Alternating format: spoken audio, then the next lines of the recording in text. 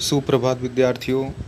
आज की इस वीडियो में हम राम लक्ष्मण परशुराम संवाद पाठ के अंतर्गत दिए गए आगे के अनुच्छेद या अंग्रेजी में कहें पैराग्राफ का भावार्थ एवं व्याख्या समझेंगे, जानेंगे। तो आइए वीडियो को आगे बढ़ाते हुए हम पाठ में दिए गए आगे के अनुच्छेद को आपके सामने प्रस्तुत करते हैं। ये इस समय स्क्रीन पर आपके सामने आगे का अनुच्छेद है। इसको पढ़ते हैं। कौशिक सुनहु मंद यहु बालकु, कुटिल काल बस निज कुल घालकु। परशुराम जी क्रोधित तो हैं ही लक्ष्मण के वचन, व्यंग बढ़े वचन सुन करके। तो अब ये परशुराम जी उनके गुरु विश्वामित्र जी से बोल रहे हैं। कौशिक शब्द का प्रयोग यहाँ पर किसके लिए किया गया है? राम लक्ष्मण जी के गुरु विश्वामित्र जी के लिए। विश्वामित्र जी ही राम और लक्ष्मण दोनों भाइयों को राजा जनक के महल में सीता जी के स्वयंवर कार्यक्रम में लेकर के आए हैं। तो अब परशुराम जी कौशिक यानी विश्वामित्र जी से कह रहे हैं, कौशिक सुनो मंद यह बालको। विश्वामित्र जी सुनो, यह बालक, कौन सा बालक? लक्ष्मण। यह बालक मंद बुद्धि का है। कुटिलु काल बस निज कुल घालको। यह कुटिल यानी यह दुष्ट काल के वश में है, यानी मृत्यु के वश में है, और निज अपने कुल या खानदान को समाप्त करने चाहता है। भानुवंश, यहाँ भानु मतलब होता है सूर्य, सूर्य का पर्यायवाची है भानु। भानुवंश यानी राम और लक्ष्मण जी तो सूर्यवंशी हैं। तो वो बोल रहे हैं। राकेश मतलब होता है चंद्रमा, कलंक मतलब धब्बा। जिस तरह से चंद्रमा पर धब्बा है, उसी तरह से यह बालक, मंदबुद्धि बालक लक्ष्मण अपने सूर्यवंश पर भी कलंक या धब्बा लगाना चाहता है। निपट निरंकुशु अबुधु असंकु। यह निपट मतलब पूरी तरह से, यह पूरी तरह से निरंकुश, अनियंत्रित, बिना नियंत्रण के, अपने बस में नहीं है। अबुधु मतलब बिना बुद्धि का है। असंको मतलब बिना शंका संकोच, बिना डर का है।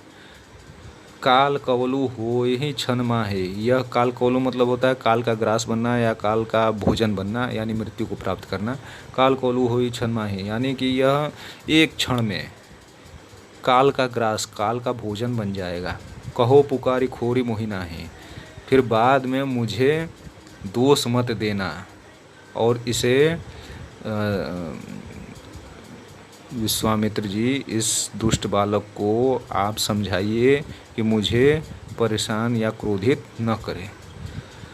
तुम हट कहो जो चहो उबारा।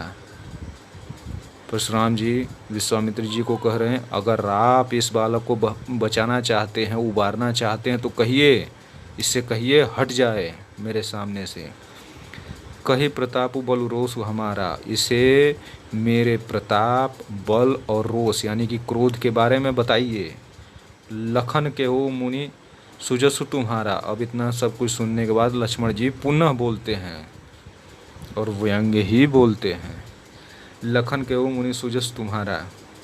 लखन जी, लक्ष्मण जी परशुराम जी को ही कहते हैं, मुनि आपका सुजस यानी आपकी प्रशंसा, आपकी प्रसिद्धि का वर्णन आपसे अच्छा कोई नहीं कर सकता। आपकी प्रशंसा करने में आपसे कोई पार नहीं पा सकता। अपने मुँह तुम आपनी करनी। आप अपने ही मुँह से अपने कार्यों का, अपने बड़े बड़े कार्यों का वर्णन कर रहे हैं। बार अनेक भांति बहुबरनी। और अनेक बार मेरे सामने आप अनेक बार ही अपने मुंह से अपने कार्यों का अनेक प्रकार से, अनेक भांति भांति प्रकार से वर्णन किए जा रहे हैं। नहीं संतोषु तब पुनि कछु कहु। अगर फिर भी आपको संतोष नहीं है तो आप पुनः दोबारा फिर से कुछ कहिए। जनि रिस रोक दुसह दुख सहु। और अपने क्रोध को रोककर असहनीय दुख सहन मत करिए। आपको कुछ कहना है और अपनी प्रशंसा में तो कहते रहिए। वीर व्रती तुम धीर अछोभा। आप तो वीर व्रती हैं, वीरता के व्रत को धारण करने वाले हैं। आप धैर्यवान हैं, आपके अंदर अछोभ यानी क्षोभ नहीं है, क्लेश नहीं है। गारी देत न पावहु शोभा। और आप अपने मुंह से गाली देते हैं, यह शोभा नहीं देता है। अब नीचे के दो लाइन। सूर समर करनी करही, कही न जाना वही आपू। अब सूर मतलब होता है योद्धा या वीर पुरुष, समर मतलब होता है युद्ध। तो लक्ष्मण जी ही बोल रहे हैं, जो वीर होते हैं, योद्धा पुरुष होते हैं, पराक्रमी होते हैं, वो समर युद्ध में अपने मुंह से अपने पराक्रम का प्रशंसा नहीं करते हैं, बल्कि योद्धा की प्रशंसा तो युद्ध का मैदान खुद करता है।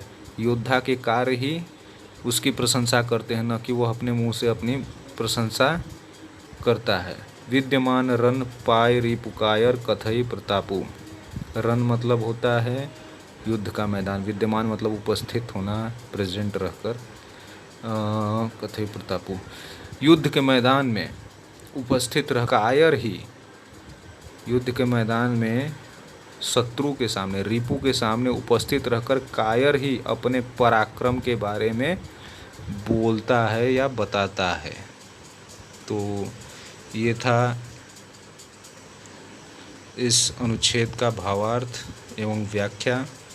उम्मीद है आप लाभ उठाएंगे। धन्यवाद।